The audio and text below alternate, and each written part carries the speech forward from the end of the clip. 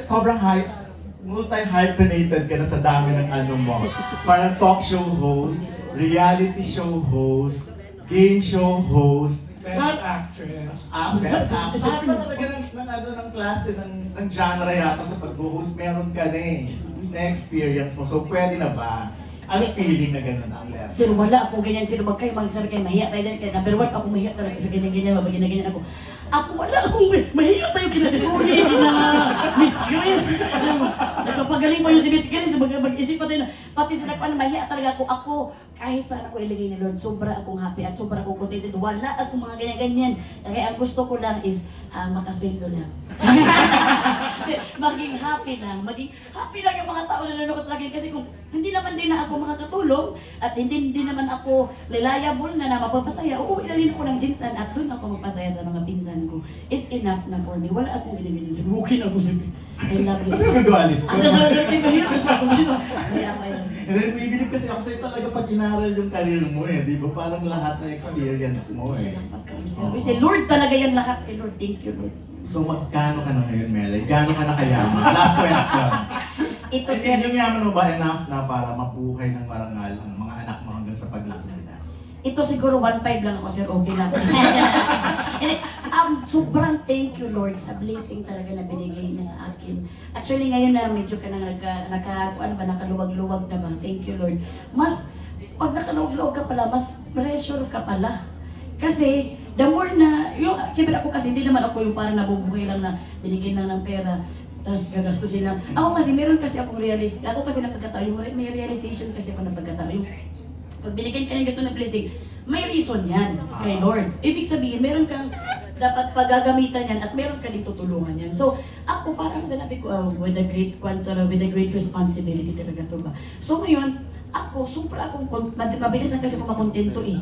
Which is gusto ko para hindi din ako mas-stress o ma-anxiety sa mga kwantuan. Pero at the end of the day, bibigyan ka pa rin kasi ni Lord ng mga blessing, ng mga dito na hindi mo na alam kung deserve ko ba.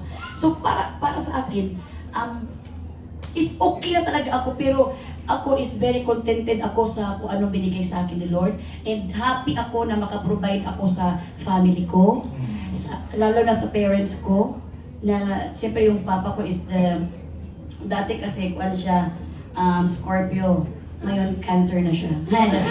Kasi naluloko ko lang kasi tawa ba ako sa joke? Sorry, tawa na lang kami. Pero, at saka mama ko na the kidney girl. So, ano mo yun? May Alam mo, Melay, ikaw lang talaga yung kahit seryoso, matataw.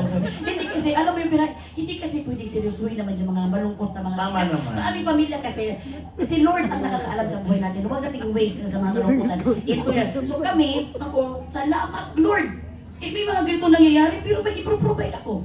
Correct. Sino ang magpo-provide yan? Wala namang mga kapatid ko, kung ano naman yun, may mga sarili silang pamilya. So, thank you Lord talaga sa blessing. Kaya hindi talaga tayo pababayaan ni Lord kung hihingi sa Kanya tayo ng tulong. Okay, thank you. And kailan ka huling nagpakuan? Siyempre, kung maging honest ako sa inyo, naka-livestream tayo. Sabi mo na filler lang yun, di ba? Anything, well, Filler naman, walang problema. Filler naman yung kuan Lord. Oo, so kailan ka huling nagpakuan? At ano yun? At Gusto niyo- saan? Gusto niyo ba oras? Nagpakuan ako siyempre. Kayo na umaga lang. Saan?